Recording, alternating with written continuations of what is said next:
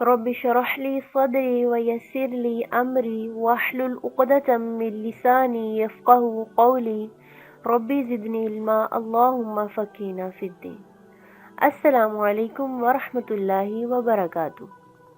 آؤ تجوید سیکھیں کہ لیکچر نمبر 4 میں آج دیکھیں گے تلاوت قرآن کے آداب۔ تلاوت قرآن کے دو طرح کے آداب ہیں، باطنی اور ظاہری۔ پہلے ہم دیکھیں گے تلاوت قرآن کے باطنی آداب۔ الفاظ کی اصل کا فہم ہونا، دل میں قرآن کے الفاظ کے معنی کو محسوس کرنا ان کی عظمت اور اللہ کی فیاضی کی دلیل ہے۔ سبحان اللہ کہ وہ اس کلام کے ذریعے اپنی مخلوق سے خطاب فرماتا ہے۔ دل میں اس بات کا احساس ہو کہ یہ کلام کسی انسان کا نہیں ہے۔ اس احساس کے ساتھ قاری کو اللہ عز و جل کی صفات پر غور کرنا چاہیے۔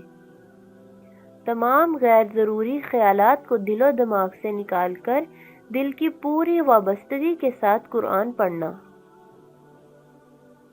معانی پر غور و فکر کرنا عبادت کو سمجھے بغیر کرنے میں کوئی بھلائی نہیں، اور نہ ہی قرآن کو تدبر کے بغیر پڑھنے سے اصل مقصد حاصل ہوتا ہے۔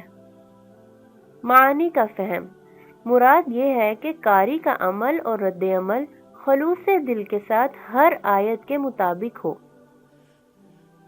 تخصیص بحیثیت فرد، اس کا مطلب یہ ہے کہ قاری پڑھتے ہوئے ایسا محسوس کرے کہ قرآن کا ہر پیغام اس کی ذات کے لیے ہے۔ تلاوت قرآن کے ظاہری آداب۔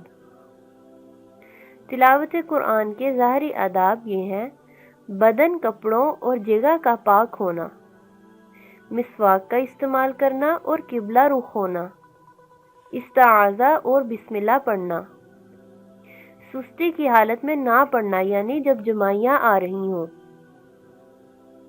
تلاوت کو قطع کر کے لوگوں سے گفتگو کرنے سے بچنا یعنی تلاوت کو روک کر آپ لوگوں سے باتیں کرنے لگ جائیں، آیت وعید پر رک کر اللہ تعالیٰ سے پناہ مانگنا اور آیت رحمت پر رک کر اللہ تعالیٰ سے اس کی رحمت اور فضل طلب کرنا، خشوع و خضوع کے ساتھ قرآن پڑھنا اور رونا۔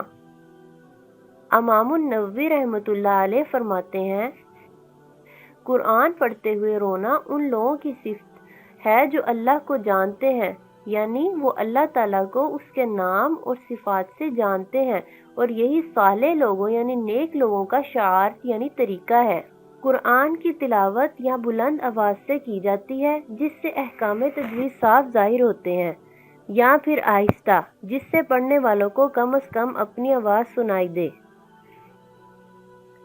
قرآن پر صرف نظریں جما دینا، اس کے الفاظ کو ان حصوں کو حرکت دیے بغیر دیکھنا جو اس کے تلفظ میں کام آتے ہیں، یعنی حرف کو ان کے مخارج اور صفات کے ساتھ ادا نہ کرنا، تلاوت یا قرأت نہیں کہلاتا بلکہ اسے اطلاع یعنی دیکھنا کہا جا سکتا ہے۔ جزاکم اللہ خیرا کثیرا۔